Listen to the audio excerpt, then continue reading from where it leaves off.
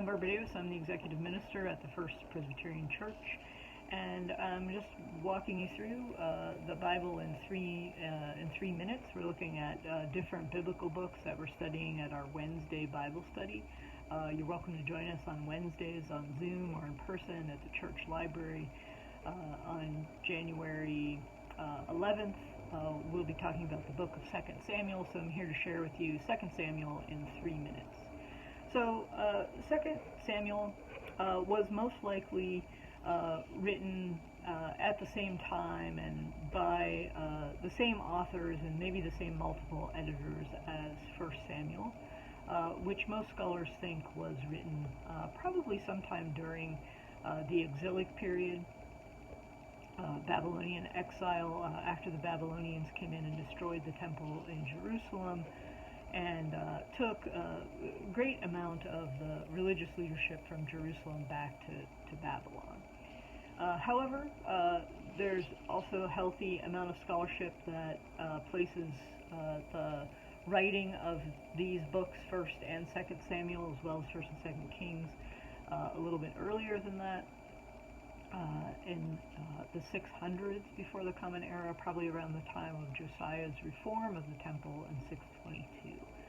So we don't know who the authors were, but there is some consensus that 2 Samuel as well as 1 Samuel were probably edited multiple times over those centuries in the 600s and the 500s before the Common Era. The book of 1 Samuel really focuses on the leadership role of David as really the primary king and monarch of Israel.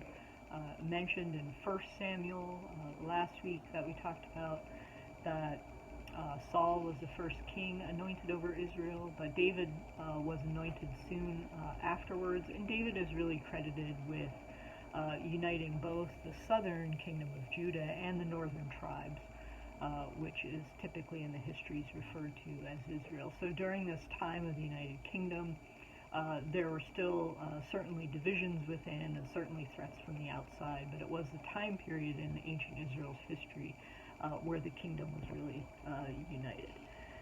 There are a number of significant sections in 2 Samuel, primarily chapters 9 through 20, and including the first two chapters of 1 Kings, really focus on what scholars refer to as court history, that really looks at David's domestic and political challenges throughout his reign, and the ending part of that is Solomon ascending to the throne after David dies at the very beginning of 1 Kings.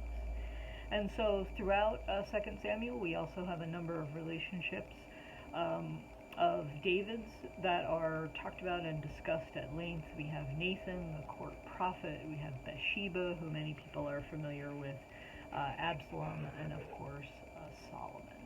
So that's just real quick what's happening in 2 Samuel. Hope you'll join us for Bible study when you can, and if not, come back. Next week we'll be talking about 1 Kings.